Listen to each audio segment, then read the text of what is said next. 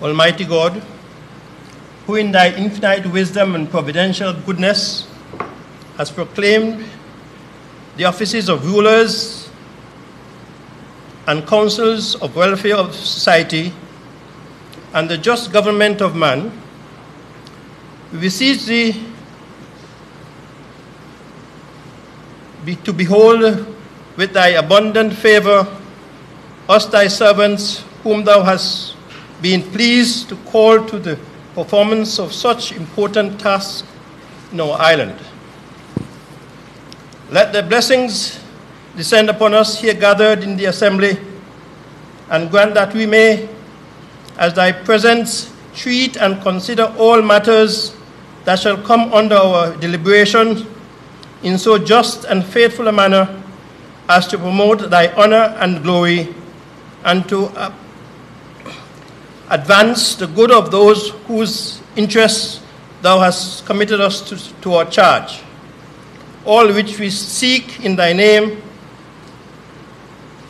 for the sake of our Lord and Savior Jesus Christ. Amen. Amen. Please be seated.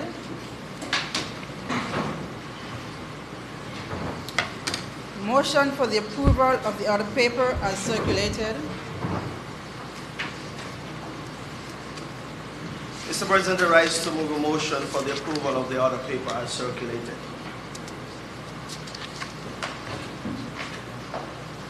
Mr. President, I rise to second the motion. Question is that the motion for the approval of the order paper as circulated be approved. Those in favor? Aye. Those against? The ayes have it.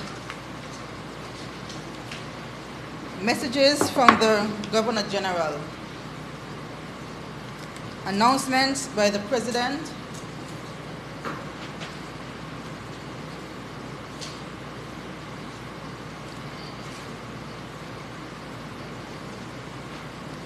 Papers to be laid. Statements by ministers.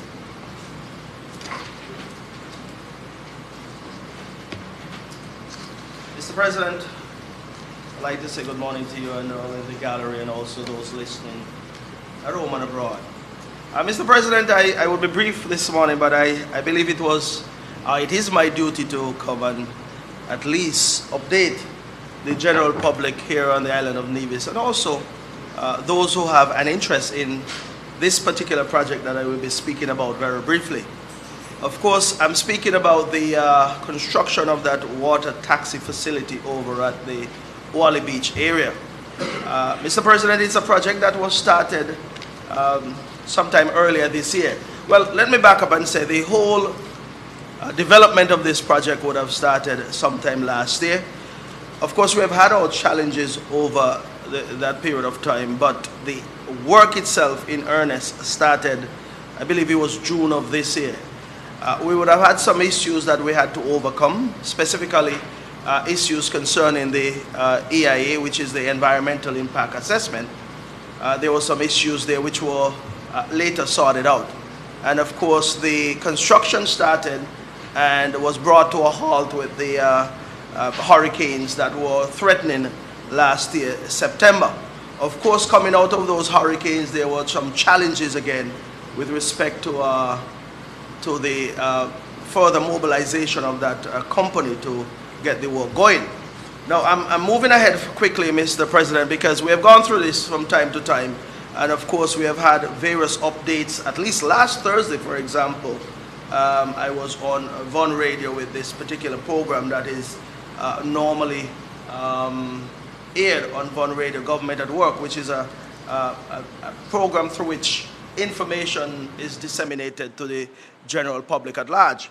And I gave an update then, but I want to say now, at this particular point in time, that what I said then and what I'll say now is that upon visiting the contractors in St. Martin, they have given us the assurance that they will be mobilizing to Nevis between today, which is the 15th of November, and the 21st of November, which is next Wednesday.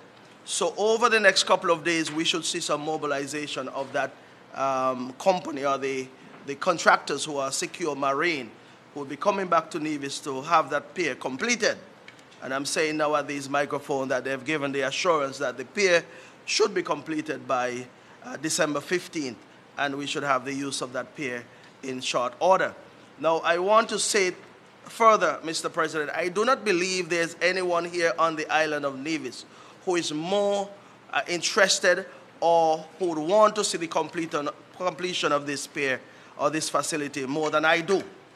And I say that in emphatic terms because, of course, the project was handed to me to oversee and implement and oversee that project, that is. And I am pleased to say that we should see some work there over the next week, thereabout. And I'm putting on my neck out there, Mr. President, as I'm saying here publicly, that we have had the assurance that this pier should be completed by the 15th of December, and we are going to hold the contractors to that commitment.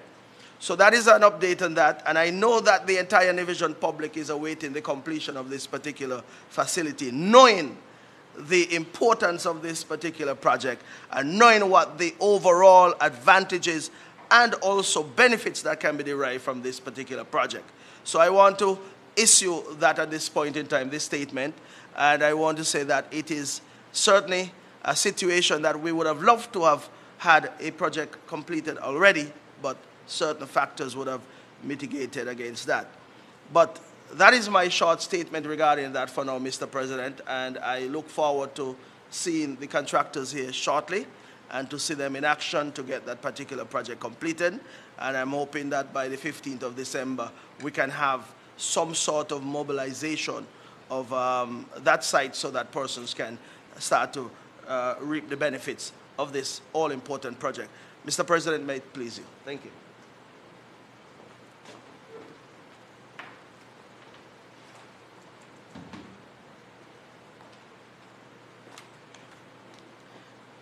Mr. President, I too would want to make or to give two short reports on two matters that I think are of great concern and are very important. Before I do so, I would also like to say a pleasant good morning to all my colleagues as well as to persons in the gallery.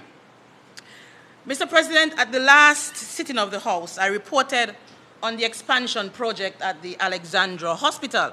And at that time, I reported that the project was progressing nicely, it was progressing at pace, and indeed I was satisfied as the minister executing that project under my ministry. I was indeed satisfied as to the work that was ongoing and that the project was on track. Subsequent to that, Mr. President, there has been a slight lull in the project. However, I am here to report that the project has resumed. The reason why I wanted to bring this here, Mr. President, is that, number one, to quell the chatter that is in the public domain, and number two, to allay the fears of the Nevis public that the project is alive and well and it is indeed continuing. Mr. President, we all know that projects of this nature, the size, it is a sizable project. It is important not only to this government, but also to the people of Nevis, and we have to get it right. And so there are times when projects like these would meet certain glitches, and so as a cabinet, as a government, we have to recalibrate and we have to come again. And that is what we have done, Mr. President. And so I want to assure the Nevisian public that the project has resumed and it is going as planned. Mr. President, I also want to report to the general public that last week I had the privilege of traveling to Taiwan under the auspices of the International Cooperation and Development Fund. While in Taiwan, I was exposed to a number of institutions. I visited the Taipei Veterans General Hospital, the Taichung Armed Forces Hospital, 2 seniors' home, the National Insurance Department. And for me, Mr. President, it was indeed a successful trip. It was indeed an eye-opener, because what I thought would have been a more simple trip turned out to be a very comprehensive tour. And so I was able to see firsthand the workings of the Taiwan government as it pertains to the healthcare sector. Taiwan is known for a very solid healthcare structure. It is known worldwide. And I myself was surprised to know that Taiwan has in place a national insurance scheme for all of its residents from birth to death, and it has been in place over 20 plus years. That is indeed commendable, and since we in St. Kitts Nevis are on the cusp of implementing such a program, it was indeed for me very interesting to see their system at work. For me, the takeaways from that visit, Mr. President, number one was the care that they give to their seniors, the extended care. Basically, they care for their seniors in such a way that they give them the opportunity to live gracefully in their golden years. And that, for me, was very commendable. Secondly, the care that they give to the armed forces, their retired personnel, is indeed also commendable. And so, Mr. President, I am indeed grateful that I was invited, and I would like to place on record my profound thanks and the thanks of the government to the government of Taiwan for this trip. The St. Kitts Nevis has enjoyed a relationship with Taiwan over the past 35 years. It started in the area of agriculture, and it has now extended to healthcare. Under health, they have trained a number of nurses and doctors, and we are truly grateful for that. And they have indeed committed to the continued training of our healthcare personnel. Presently, there is a program that we are in collaboration with, and that is the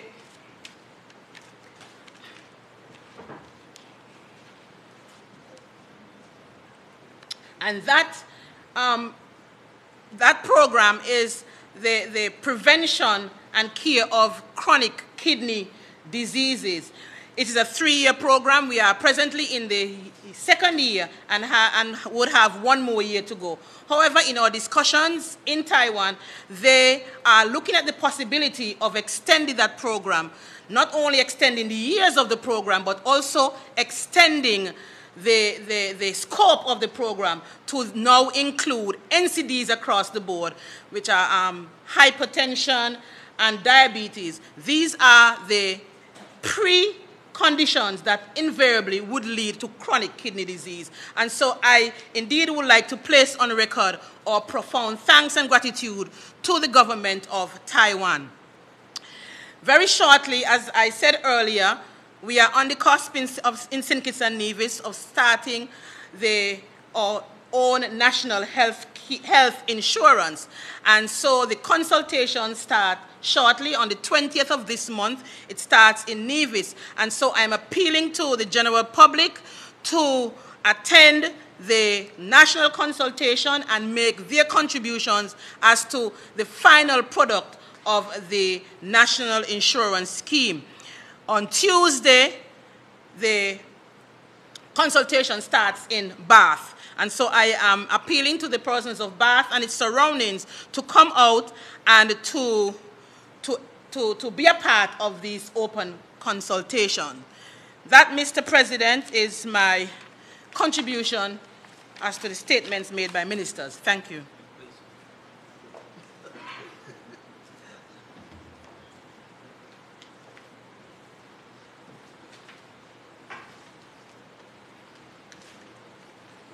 Explanations.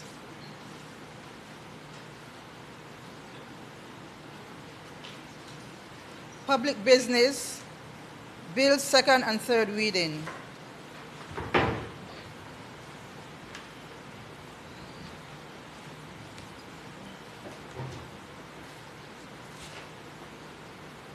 Mr. President, good morning to you and to my colleagues here present and to the members of the gallery. I rise to move the 2nd reading of the bill shortly entitled the Nevis Investment Promotion Agency Ordinance, Amendment Ordinance. Let me see if I have that correct. Amendment Bill, I'm sorry. The Nevis Investment Promotion Agency Amendment Bill 2018, which had its first reading in this Honorable House on the 4th of October, 2018.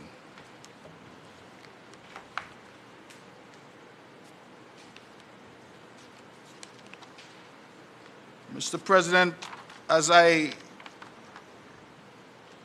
commence the debate on this particular bit of legislation, it is a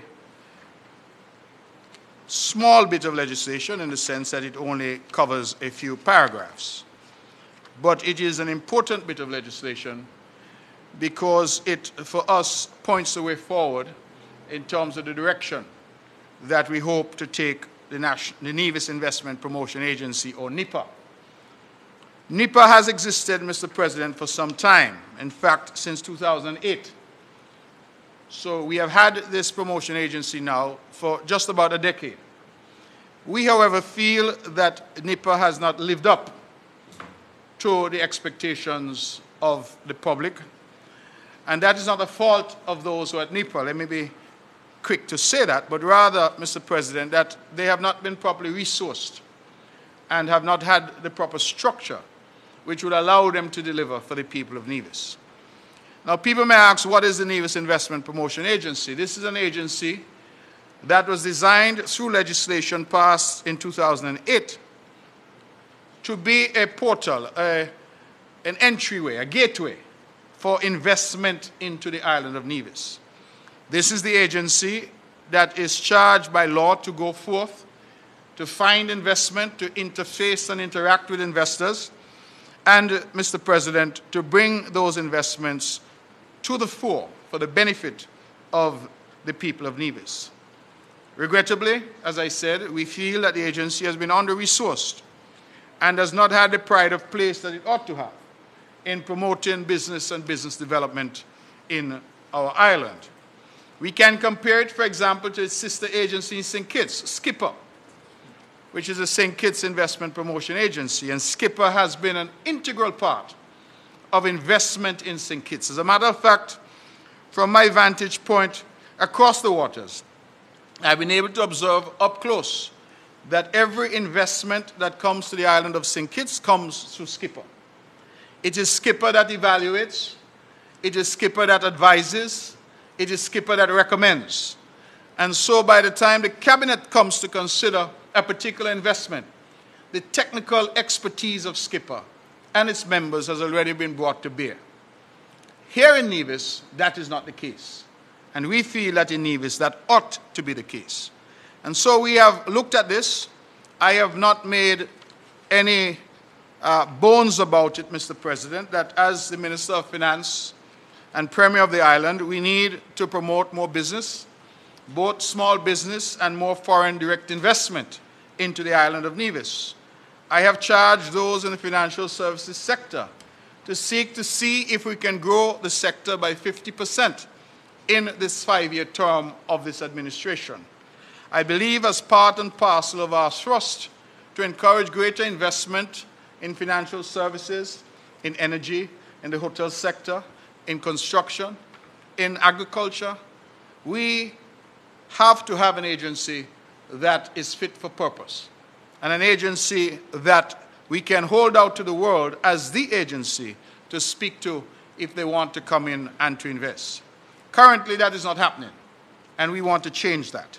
And so we want to give the people working there the necessary tools, including the necessary staffing and the necessary budget to carry out the mandate of the government, which is to attract investment and investors to the island of Nevis. Mr. President, we have made some amendments. The bill proposes some amendments to the principal ordinance, which I will take the House and the public through.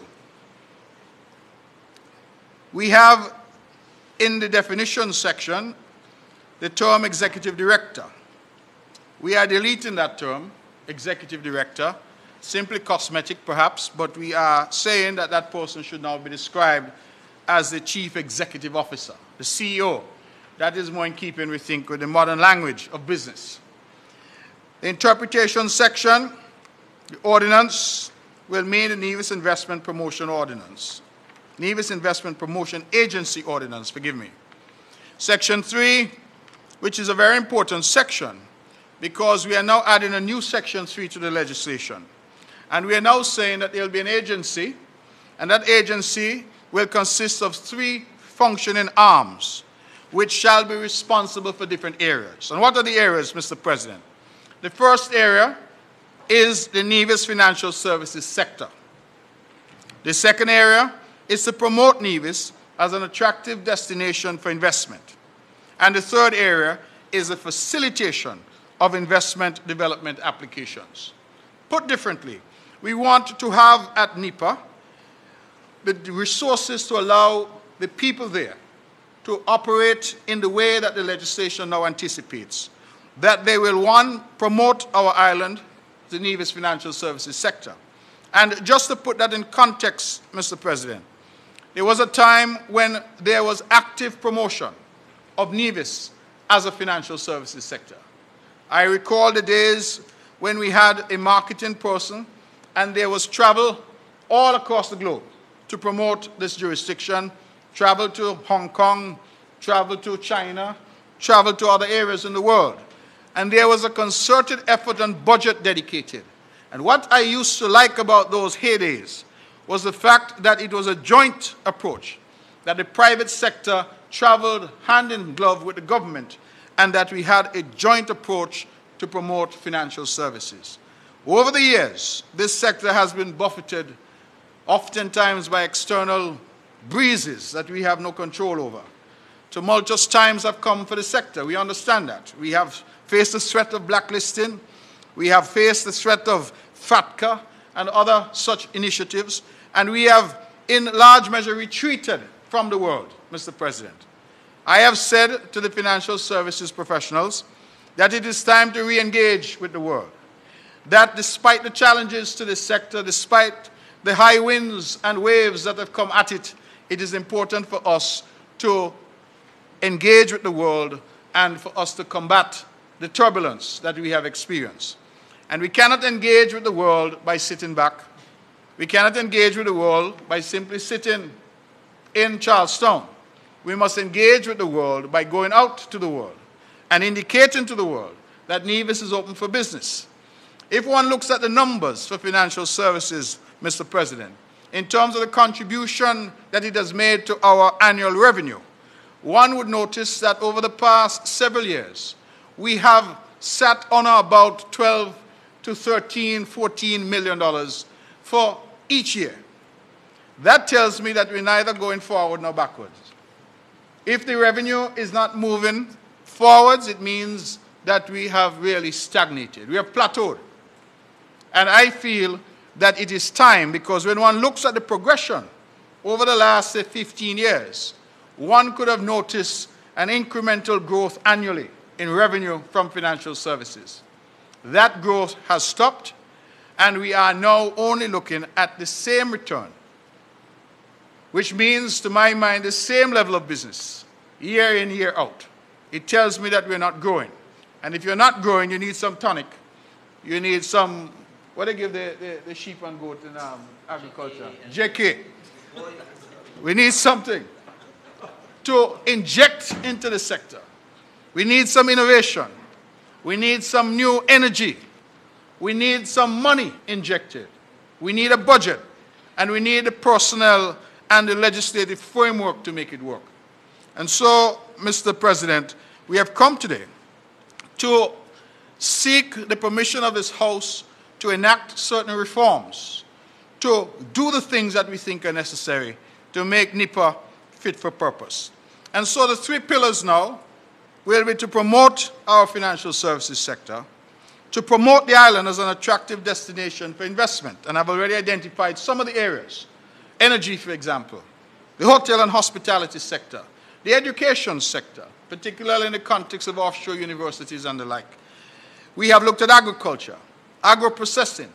All of these, we feel, are sectors that NEPA can now promote. And the third limb is to facilitate investment development applications. What this will do, Mr. President, is that no more will potential investors simply come to the Premier's office or to the PS in finance with a long letter setting out a laundry list of concessions that they're asking for.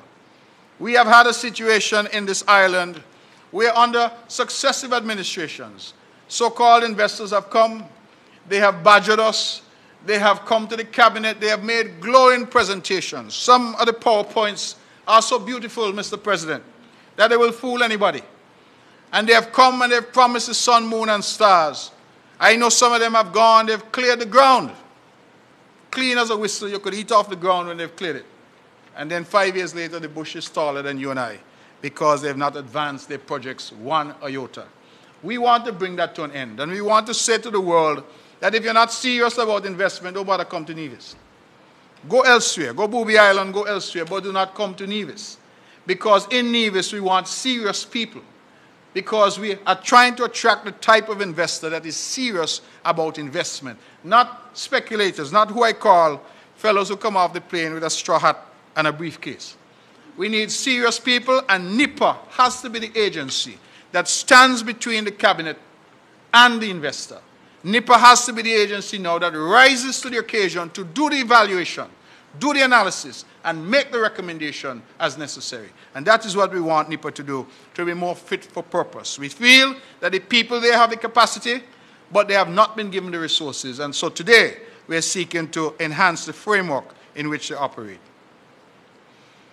Mr. President, if I can jump to section 6, because this is quite significant.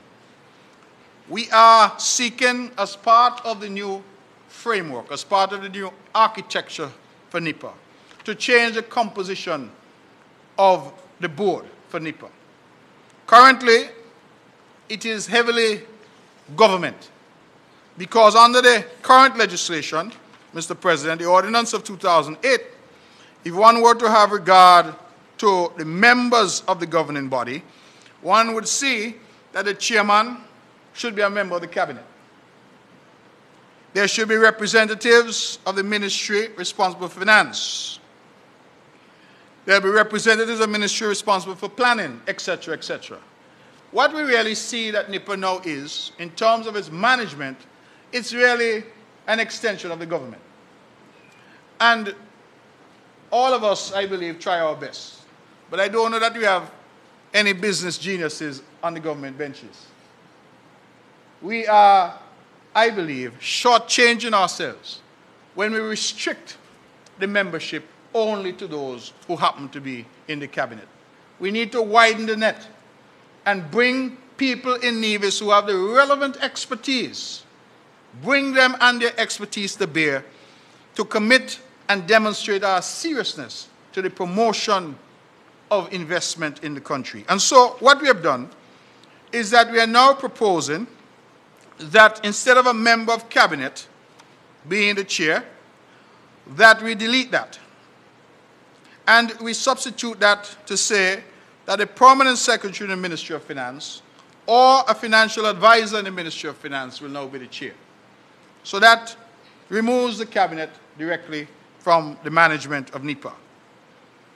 We are deleting subsection 2B, and we are saying now that a representative with knowledge and expertise in finance, economics, or a related field shall be nominated by the Minister of Finance. And again, for the benefit of the House and the members of the public, 2B required that it be a member who shall be nominated by the Minister of Finance, who is a representative of the Ministry of Finance. So again, we are seeking to widen it and move it from just the Ministry of Finance and say now that it has to be somebody with expertise and knowledge in planning and development who shall be nominated by the minister. I'm sorry, forgive me, I've gone ahead of myself. Somebody with knowledge and expertise in finance, economics, or related field who shall be nominated by the Minister of Finance. So while the nomination process is through the Minister of Finance, we're not now limiting ourselves only to those who happen to be in the Ministry of Finance. Because we recognize, good as they are, there may be better people outside in the private sector, and even people outside in the diaspora who could bring their expertise to bear to help us. We have also now inserted that there should be one representative with knowledge and expertise in planning and development who shall be nominated by the Minister of Physical Planning. Again, for the benefit of the House, the provision hitherto was that there should be one representative of the ministry responsible for planning. So again, the original legislation limited us to looking only within the Ministry of Planning for membership. We are saying no. What should happen now is that we should have somebody with expertise in planning and development wherever we can find that particular individual. We have also now said at 2D, 6.2D, that there should be 2 representatives of the private sector. 1 person with business development expertise and 1 person with expertise in financial services. The person with development expertise should be nominated by, and I realize that there's a blank space there in my copy. Forgive me, it was a scrivener's error. It should be by the Minister of Finance on the advice of the Chamber of Commerce. So that the nomination process would be the Minister of Finance, but he will act on the advice of the Chamber of Commerce for that person with business development expertise. And the second person with expertise in financial services, who shall be nominated by the Minister of Finance. And we have now, because, you know, lawyers don't like to be left out of anything, so we have now added that 1 member of the Bar Association should be also added to the management board, if you will, for NEPA. Basically, Mr. President, what we have sought to do is to change the complexion of the management structure, the governing body of NEPA, and remove it from the current situation where it is but an emanation of the government, and to broaden its base and broaden its appeal so that, Mr. President, we can attract the talent wherever we can find it to be part of the governing body, which, of course, under the legislation is the entity that then shapes the way forward for NEPA. And so those amendments are very significant, and I raise them accordingly for your consideration and the consideration of the House. We have done some other cosmetics. We have done some renumbering. I shan't get into that. We have added a new subsection 3 to section 8.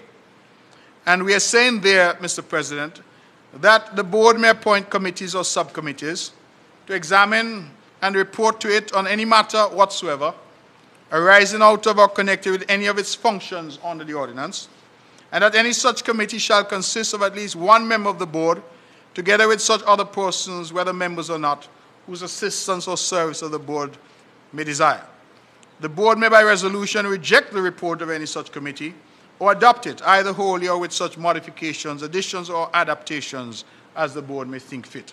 Again, simply broadening the jurisdiction, broadening the ambit of NEPA to say that they can now put subcommittees in place, and for those subcommittees, bring expertise in to assist them with any particular matter. If I can jump quickly to section, forgive me, 15. Again, we are removing the Minister of Finance, recommendation thereof. We are indicating, again, as part of that reformulation, that how the board ought to function.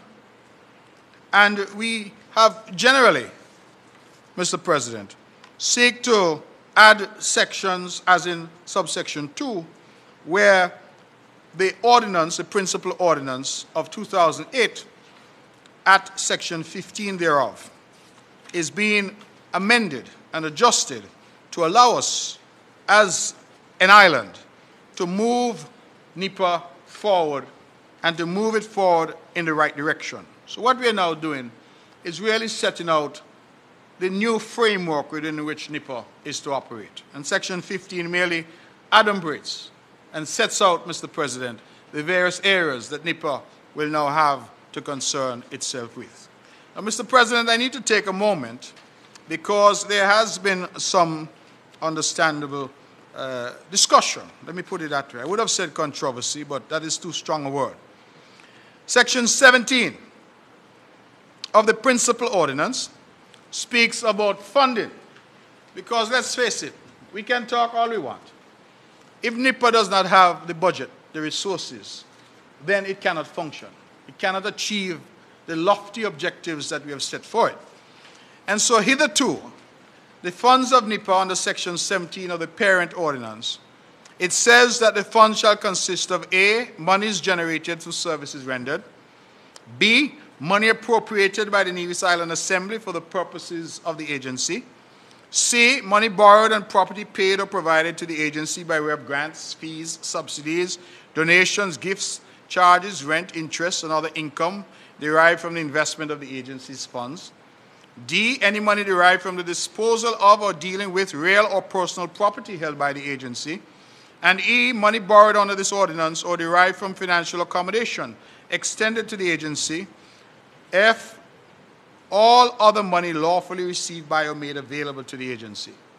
Long and short of it is that the agency was never properly resourced financially. And I believe that is in large measure why it hasn't worked.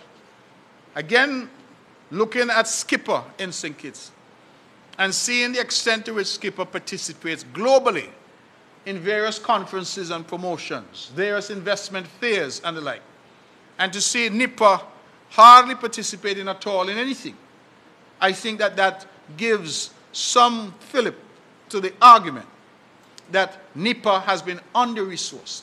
And so NIPA has not had the budget to allow them to travel the world. As I said, business is not going to come to us. It's not going to fall out of the sky. A lot of people complain, they say, oh, ministers traveling, people traveling. You have to travel because you have to go out there to find out what is out there and to bring something back. We cannot all sit down in Charlestown and imagine that business is simply going to show up in Charlestown, that somebody sitting in Asia or Africa is going to take a dart and throw it at the globe. And if it lands on Nevis, they say, let's go there. We have to go out. We have to interest people in coming here. And we have to have the necessary people to go and make the case as to why Nevis is ripe for investment and Nevis is the place to come and invest. Other countries are doing it. I was surprised to learn, for example, Mr. President, that there are international groupings of these various promotion agencies. And all across the Caribbean, they have them under different names, perhaps. But they have them in Antigua and Jamaica, elsewhere, and they all assemble at different points during the year to discuss investment and how they can attract investment. And so while Skipper is traveling to China and Dubai and everywhere else, we're sitting down in Charlestown and not resourcing the NIPA as it should to allow the professionals there to do their job. I hope they hear me now because I'm on their side. I'm saying that we must resource them to do their job. But for the government to resource them, the government must get the resources from somewhere. That is why this section is so important. And so what are we doing here? We have decided, Mr. President, that we will amend the relevant sections, section 17, and we are going to delete paragraph F. Paragraph F says all other money lawfully received by or made available to the agency. I'm not sure what that means, but we are going to take it out. And we are going to replace F with a new F. And that F should say that we're now going to have a 2% levy. A 2% levy. The original provision was on the gross income of entities operating in the financial services sector. That has created some consternation. So I want to disabuse anybody immediately of the notion that that is the intention. So we had originally said a 2% levy on the gross income of entities operating in the financial services sector. I think that we are agreed that that is far too broad. And that when you say gross income, it means that you haven't even allowed them to pay NEVLEC yet before you start to charge them the 2%. And we think that from a business point of view, that is a bit harsh. We also recognize that we simply say entities operating in the financial services sector. It doesn't really capture what we are seeking to say. And so, Mr. President, when it comes to the committee stage, if hopefully we get there today, we would want to amend that to say a 2% levy on the net income of entities operating in the financial services sector that are licensed by the Minister of Finance. And that means, for example, that the banks are taken out of the equation because they are not licensed by the Minister of Finance in Nevis. The banking sector naturally had a concern that we would be levying 2% on their gross income. What it would also mean is that the 2% now would be a net income. So we allow people to pay their expenses, pay NEVLEC, pay Social Security, pay whatever else they have to pay before we talk about the 2%. And, Mr. President, it will now mean that only the entities that are operating in the financial services sector space that are licensed by the Minister of Finance in Nevis. And those entities would be the limited liability companies, the Nevis Business Corporation entities, trusts, etc., mutual funds. Those are the licensed providers for those various entities will be the ones who would now be required to support the efforts of NIPA. And why is that? This is not just pie in the sky, Mr. President. This is well thought through. Because if NIPA is to be successful at doing what we are asking NIPA to do, who are the beneficiaries? The beneficiaries are those involved in the financial services sector. If NIPA is to mount missions to the far reaches of the globe to promote financial services, when the rain starts to fall in Nevis, who has the bucket to catch the rain? Financial services providers. And if they're going to hold their bucket to catch the rain, we are saying they must help the rain fall. They must assist NIPA in going out to the world and doing the necessary promotions so that NIPA can make the rain fall here in Nevis. That is what we are seeking to do. And I'm using the rain falling, of course, in a good way. If we're going to have a flood, I want a flood of investment. The simple point is that we are asking the financial services sector to play their part and to contribute to the success of the efforts of NIPA. Because if NIPA is successful, then they are successful. And they will be the principal beneficiaries of NIPA's efforts and NIPA's success. The other one has also created some consternation with the honorable member for St. Paul's, and who is here. But what we are saying is that 10% of the planning fees collected by the Ministry of Communications for approved plans for development in the commercial sector, not in the residential sector, in the commercial sector, that 10% of that should come to NIPA. You may ask again, why? Well, if NIPA goes out and does what it's supposed to do, and big hotel developments and other big developments, commercial buildings, etc., start to appear on the island of Nevis, on our landscape, and they must go to planning for planning approval and planning charge and money, NIPA must get something out of that, because it's NIPA bring them.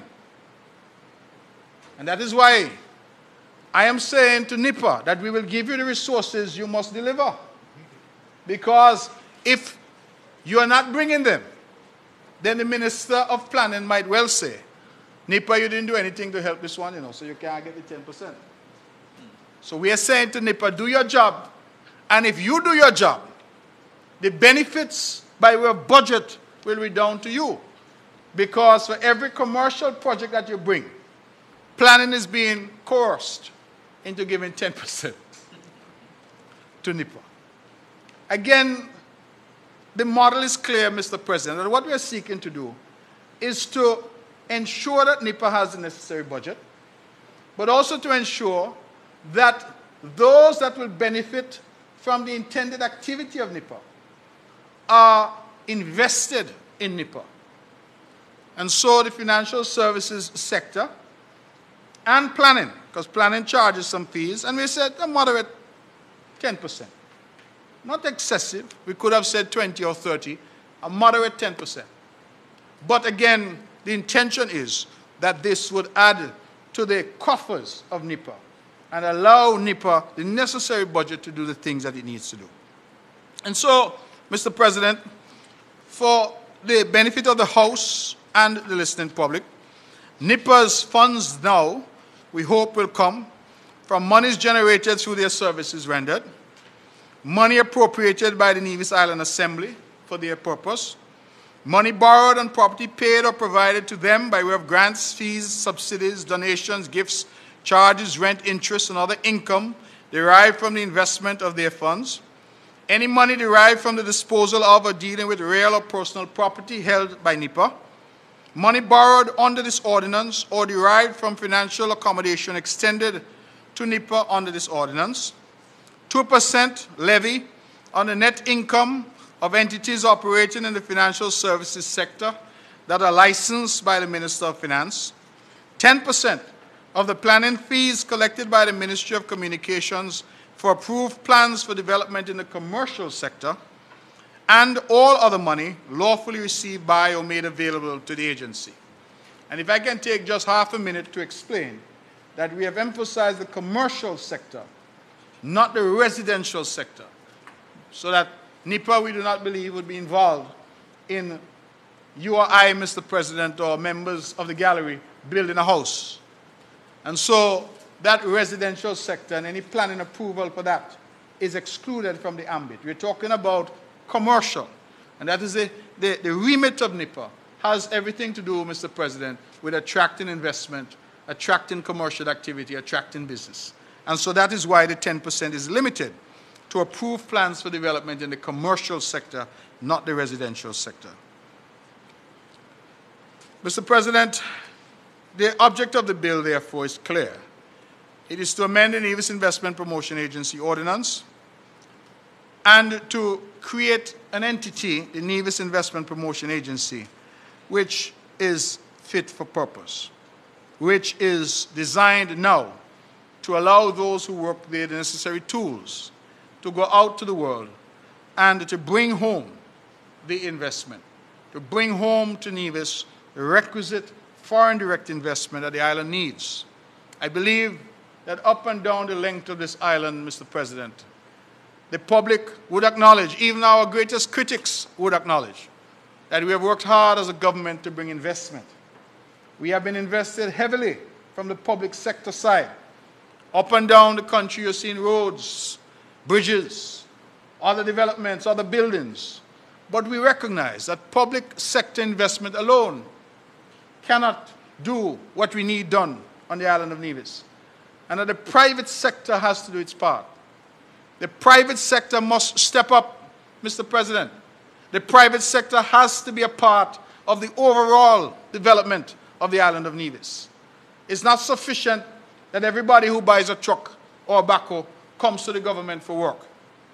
It's not sufficient that every business out there comes to the government and says, I need concessions. And when they get it, they come back 10 years, 20 years, 30 years later and say, I need more concessions.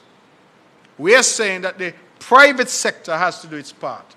And when you go to countries large and small, you recognize that the vibrancy of the private sector often dictates the level of development of that country.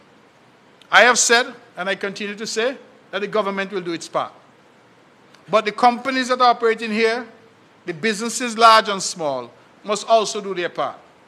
It is not good enough, Mr. President, that every student coming out of sixth form or high school, and just yesterday I was privileged to attend with the Minister with responsibility for education, the graduation at CSS. How many children? 100 plus at CSS, another 51 coming out of sixth form. It is not good enough that all of them coming out are looking to the government for employment. When the government is incentivizing the private sector through tax and related concessions, some of them have not paid a penny of tax, Mr. President, since Noah built the ark. And when one tax holiday run out, they come back to the government and ask for another one. It is not sufficient, because we must ask, what then are they doing to ensure that this 100+ young people have gainful employment in the country? Because if the government has to employ everybody, then it's better the government collects its taxes from the private sector and use those taxes to employ the 100+ young people coming out of school. If you're going to give the private sector the kind of breaks that we've been giving them, they must step up. Because what I've realized, Mr. President, is some of the breaks that they're getting are going directly to their bottom line, their profitability. They're not using it to reinvest or to create opportunity in the country. They're merely for their shareholders and the benefit of their owners. And so we'll be taking a clear look at that. Not to be anti-business, let me be clear. But rather to say to the private sector, you must now be a genuine partner in development. And that NEPA, as the agency charged with attracting foreign investment and generating economic activity in the country, has to be properly resourced. And so while I anticipate that some in the financial services sector might murmur, and it is just and right that people murmur, it is also my hope that they would accept that we must work together to ensure growth and development in the private sector, ensure growth and development in the island generally. The government cannot do it alone. We must not be expected to do it alone. And I believe, and I see the PS Finance here, because every day we have been inundated. All who had concessions before are asking for more. Sometimes they come with all kinds of proposals. You start to wonder. And I have said very clearly, and I trust I'm not speaking out of turn, that those who are most able to pay should pay something. Because the community, the financial framework that we have built, the developmental paradigm that has been created in our little island, is that those most able to pay are the ones who don't pay. And those least able to pay are the ones who are required to pay. And I have a very, very clear understanding in my own mind. It cannot be fair for Nevlec to cut off an old lady in Jessops for owing $200. And you got big developers in Nevis or hundreds of thousands are not paying. Cannot be fair. It cannot be right, and it will not happen. It cannot be fair that Social Security will carry a man to the magistrate's court for $75. But you got big developers here owing millions of dollars to various agencies in the government. And I'm going to call a name in time, Mr. President, because if they don't pay, I sounding like Joe. If they don't pay, I'm going to call their name. That is why we came in here and we amended the legislation to say that we will name them and shame them. We're going to put their name in the newspaper. They must pay their part and pay their tax so that the country can function. The current situation where those most able to pay are refusing to pay is hampering our ability to deliver. We're building a hospital.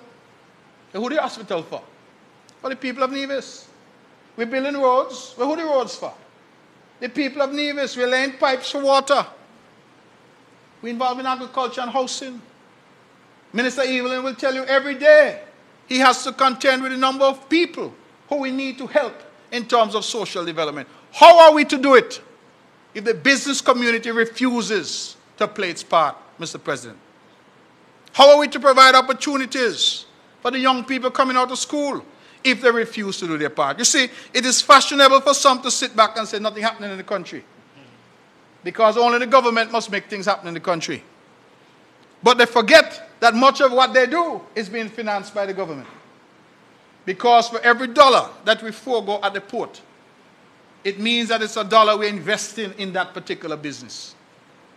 And I am speaking this way because I want everybody to understand what I'm saying, Mr. President. The private sector must play its part. The private sector must play its part. The government has been playing its part and will continue, but the private sector must play its part. And I have charged the good people at Inland Revenue that they must go out and collect the government tax.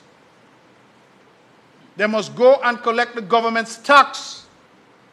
And whoever owes must come and make some arrangement to pay. It has to be the case, Mr. President. You can't expect that it will be business as usual. Inland Revenue must collect the government tax. You know what even bothers me more? What bothers me more? Some of them who are not paying tax are getting concessions from the government. So that it is double, triple, and quadruple dipping. They're not paying anything at the port. They're not paying any VAT. But they still turn around and not pay the few taxes that are owed of them. So the people of Nevis lose all around. Remember, the tax isn't coming to me, you know. The tax isn't going to Minister Liebert or any of the members here. The tax is going to the Treasury. So when people start to make noise in Nevis, say they want their street light up, they want a better road in their community, water, better access, they're demanding housing. Poor people in the country are saying we need help, we need a hand up. Well, how are we to provide that, Mr. President, when those who are most able to pay are refusing to pay? So I'm sending this signal very clearly, and I hope the PS Finance is hearing me, because he would know better than to call me on some of these matters. They must pay what they owe and come to necessary arrangements with the government to satisfy their indebtedness to the government. Otherwise, I don't want to see none of them in front of me telling me that they come to do this and that. I don't want to hear it. I want them to be responsible. You hear it? What Inland Revenue say? I also love when they do the ad. Be a responsible citizen. Be responsible. That is all that we are asking. And it cannot be fair to the single mother in Brownhill, Barnesgott, Jessops, or Brickhill, to be asked to pay her share, and big companies operating here in this country are not paying their share. It cannot be fair. And so I believe that message is clear. I can't make it any clearer. I'm starting to sound like I'm on a political platform, so I will resist my baser instincts, Mr. President, and try to bring my language back to parliamentary language that I know you prefer. And so, Mr. President, we have come to design a new framework for NEPA. We have come to give NEPA and its leadership the tools that they need. And what we ask of them is that they now deliver for the people of Nevis. With those words, Mr. President, I would want to wish the Nevis Investment Promotion Agency Amendment Bill 2018 safe passage to this Honorable House. May it please you.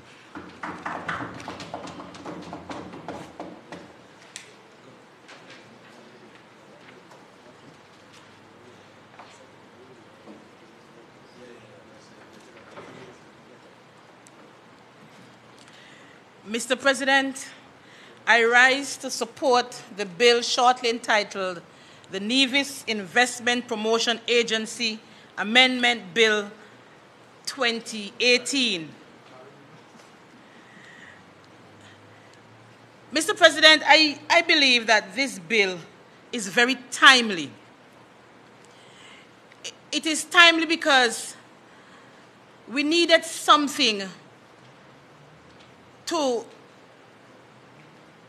jumpstart or restart the financial services sector. We needed a catalyst to reposition that sector and replace or reposition Nevis to its once glory days of doing business.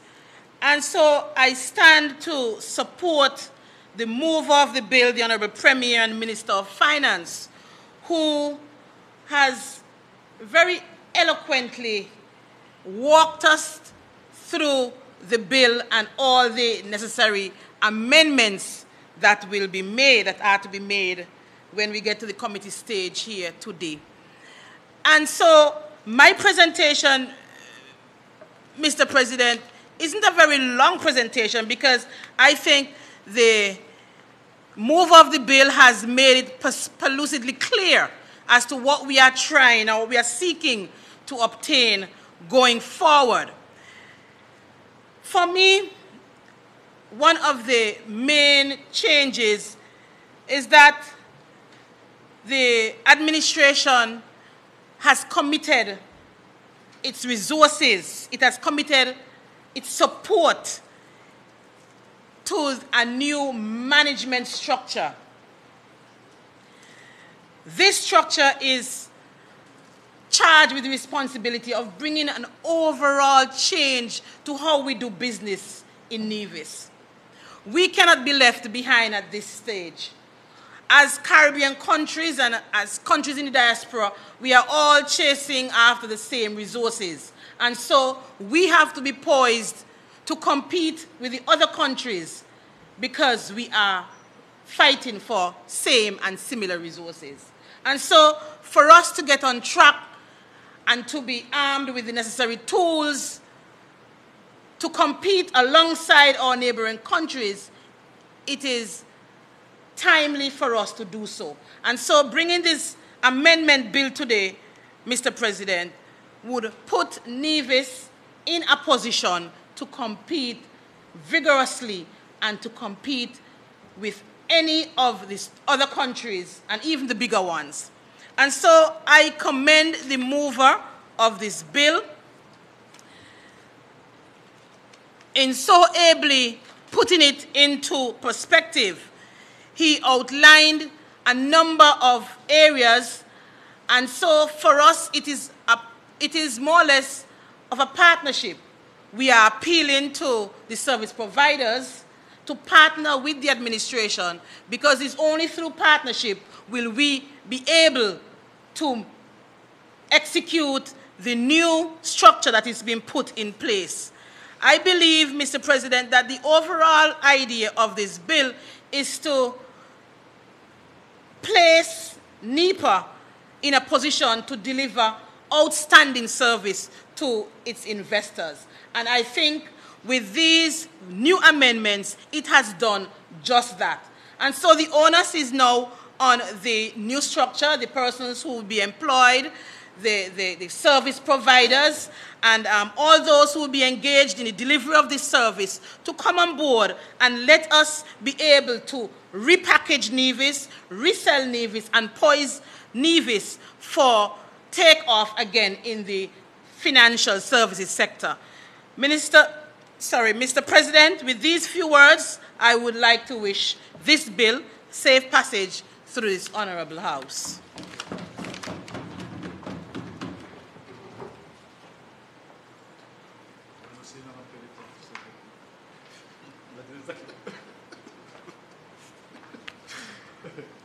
Mr. President, good morning.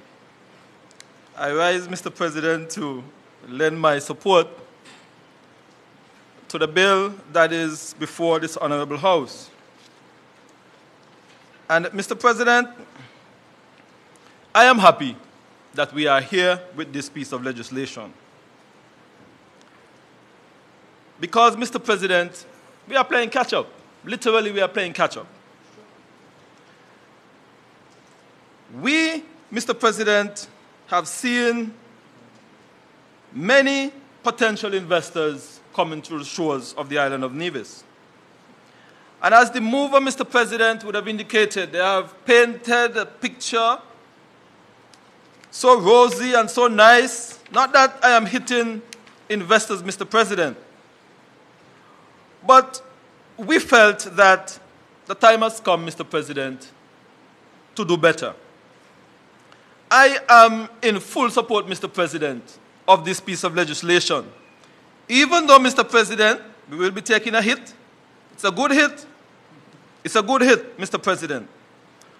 Mr. President, I want to say, Mr. President, to NEPA, that they must become the engine of growth now for the island of Nevis. They, Mr. President, have now been charged with the responsibility of redefining, so to speak, the growth and the development of this country. And I want to say to them, Mr. President, that they must be aggressive, very aggressive, with this new piece of legislation. I want to, however, Mr. President, assure the general public that while the legislation gives 10% to NEPA, I want to assure the general public that there is no consideration whatsoever to increasing of the fees at the planning department. I want to say that again. There is no consideration of any increase of fees at our planning department. But I want to say, Mr. President, we are indeed happy and delighted to contribute, because we believe that at the end of the day, sometimes, Mr. President, you have to invest a little here to get more on the other side. And we at the Planning Department is certainly prepared to make that investment. But I want to say, Mr. President, that this piece of legislation have now given NEPA what I think will be the tools to be the engine of growth in the development of the island of Nevis. And I want to encourage them to be aggressive, Mr. President. Be aggressive. Leave no stone, Mr. President, unturned to make sure that we see meaningful and tangible development on the island of Nevis. May it please you, Mr. President.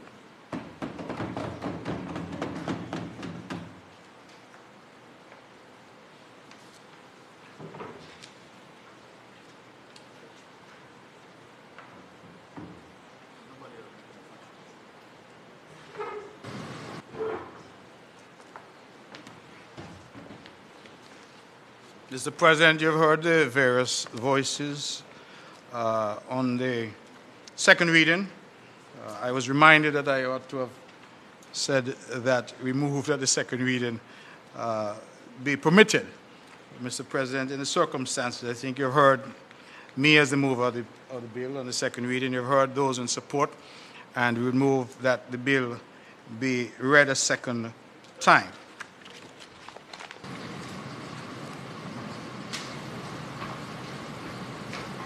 Question is that the bill shortly entitled the Nevis Investment Promotion Agency Act be read a second time. Those in favor? Aye. Those against? The ayes have it. Bill to amend the Nevis Investment Promotion Agency Ordinance, Chapter 6.12, end bracket, and for matters related thereto are connected herewith. The bill has been read a second time. Bill in committee stage.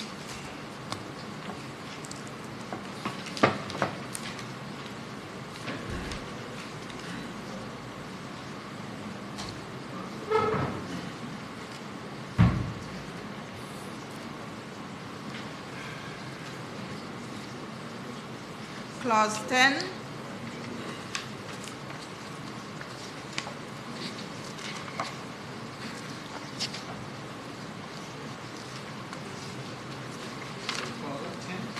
Yep.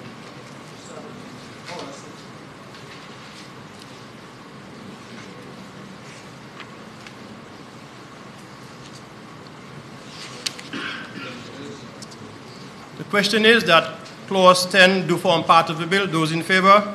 Aye. Those against? The ayes have it. Clause 9. We have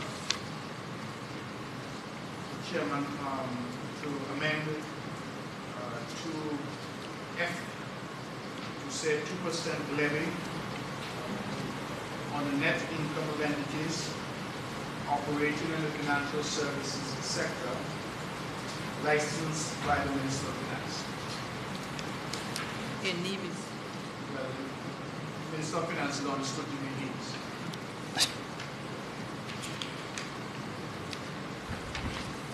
Clause 8. Wait, one minute. Mr. Yes. I'm looking at the commercial sector.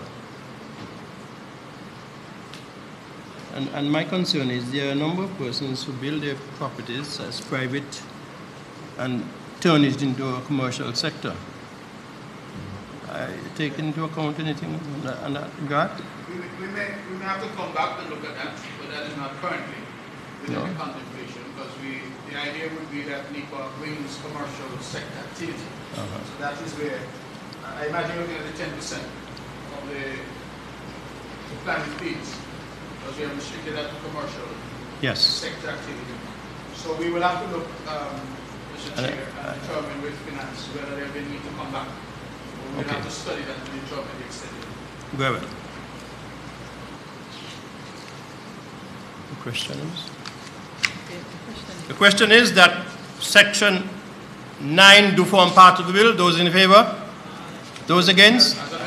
As amended, do form part of the bill. Those in favor? Those against? The ayes have it. Clause 8.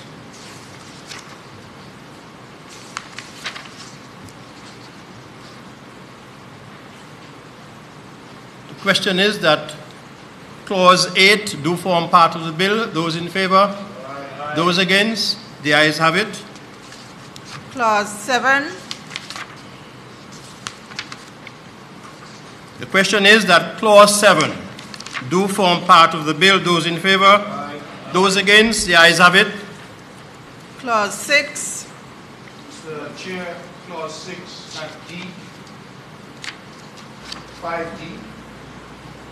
Two representatives of the private sector, one person with business development expertise to be nominated by the Minister of Finance on the advice of the Chamber of Commerce. And then the rest remains. Question is that Clause 6, as amended, do form part of the bill. Those in favor? Those against? The ayes have it. Clause 5. The question is that Clause 5 do form part of the bill. Those in favor? Those against? The ayes have it. Clause 4. The question is that Clause 4 do form part of the bill. Those in favor? Those against? The ayes have it.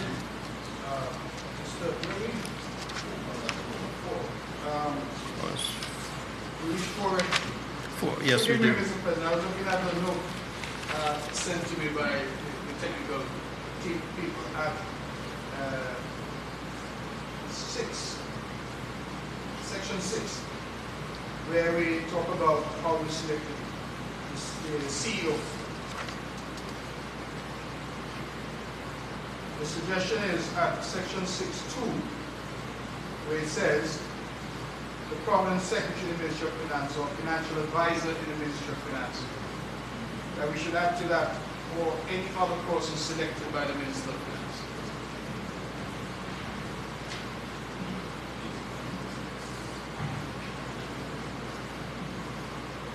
So the chairman then would be the prominent secretary in the Ministry of Finance or financial advisor in the Ministry of Finance, or any other person.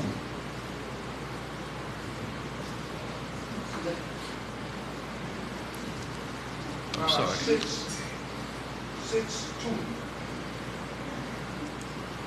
Add into subsection 2A the words, the prominent secretary in the Ministry of Finance or financial advisor in the Ministry of Finance or any other person selected by the Minister of Finance. That again will broaden the search. Mr. President. Thank you. Question is that Section 6, as amended, do form part of the bill. Those in favor? Those against? The ayes have it. Clause 3. 4. Question is that Clause 3 do form part of the bill. Those in favor? Those against? The ayes have it. Clause 2. Question is that Clause 2 do form part of the bill. Those in favor? Those against? The ayes have it. Clause 1. Question is, Clause 1, short title, do form part of the bill. Those in favor? Those against? The ayes have it. Enacting clause.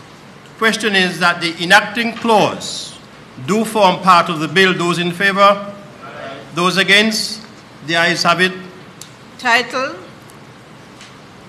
Question is that title do form part of the bill. Those in favor? Those against? The ayes have it.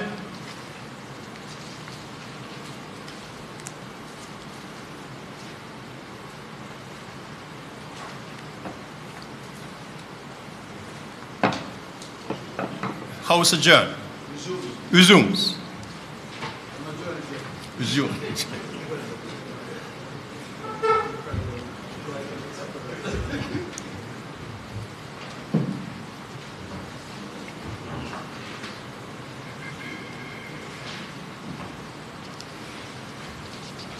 Mr. President, I'm happy to report that the bill shortly entitled the Nevis Investment Promotion Agency Amendment Bill 2018 has gone through the committee stage with some amendments. Mr. President, I would ask for the suspension of Standing Order 57 to allow the bill to be read a third time and passed, and just indicate to the House that to the extent that the bill seeks to raise some money by way of levy or impost, that we have had the necessary fiat from Her Excellency, Her Honor, the Deputy Governor General.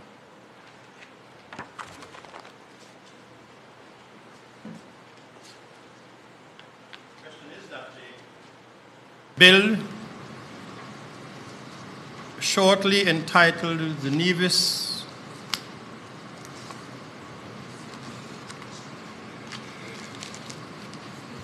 Investment Promotion Agency Act Ordinance do be read a third time and pass.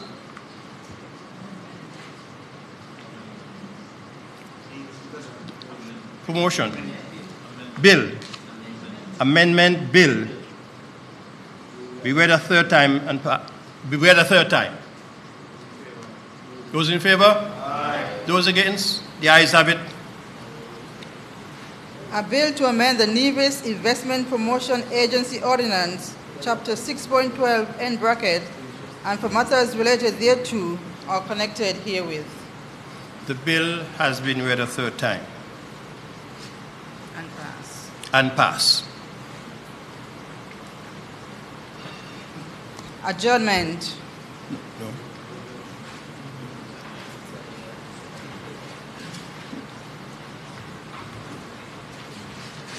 Mr. President, I rise to seek your leave and to ask that this House be adjourned sine die.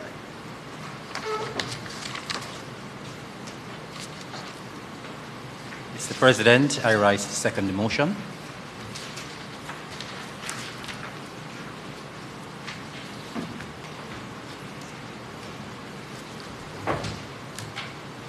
The motion before this Honorable House is for the adjournment of this Honorable House. Those in favor? Aye. Those against?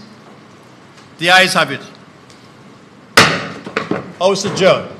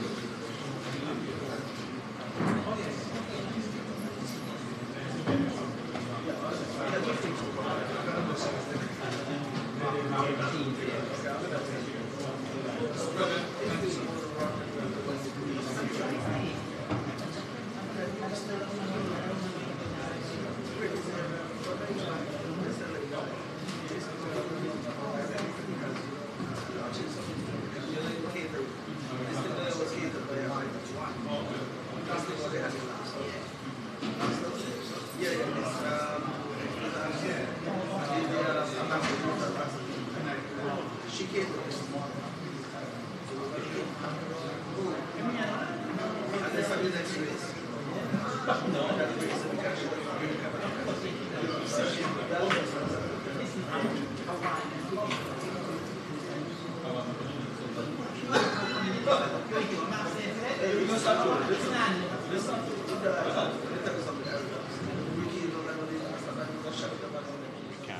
our jobs, in our communities, and for ourselves and our families, and certainly for this land that we love, St. Kitts and Nevis. Thank you, and God bless you.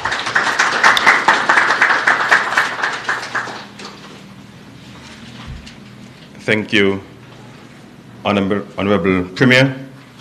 I am sure that those words are well taken, and we all can learn from them and put them into practice. Ladies and gentlemen, at this point in time, I would like to call on the Honorable Eric Evelyn to come and read the biography of Mr. Bryan David. Good morning, everyone. Let me recognize the presence of the Premier of Nevis, the Honorable Mark Brantley, my cabinet colleague, the Honorable Spencer Brand, the Permanent Secretary in the Ministry of Finance, Mr. Colin Dorr, Mr. Silva, the Acting Controller of Customs and Excise, Mr. Carey, the Deputy Controller. Let me also recognize all of the customs staff who are here from both St. Kitts and Nevis, family members of the late Bryan David, the press, and invited guests. And before I do the brief profile, I just would like to say thank you to Mr. Carey and his staff for inviting me to be a part of this very significant ceremony this morning. And I will say that I would like to congratulate Customs and Excise as well for this very thoughtful initiative. For those of us who knew Bryan, I think it may take me about a few hours to describe him or have a profile. So I'm just trying to capture just a few snippets in particular about his work life. Born on August 2nd, 1956, Bryan Anthony David made a sterling contribution to the development of Nevis and more so to the advancement of the Customs and Excise Department on the island. Bryan was a model public servant and gave 32 years of unstinting service to the government and people of Nevis and, by extension, the Federation. In cricketing terms, Bryan was an all-rounder and served various ministries and departments in numerous capacities. He entered the public service and was appointed as clerk in the Ministry of Trade, Development, Industry, and Tourism, effective the 13th of May, 1974. 4 years later, he was transferred to the Inland Revenue Department as clerk, effective February the 1st, 1978. A mere 2 years later, he was transferred and appointed as clerk at the Customs Department, Nevis, effective the 1st of April, 1980. Before he could have settled properly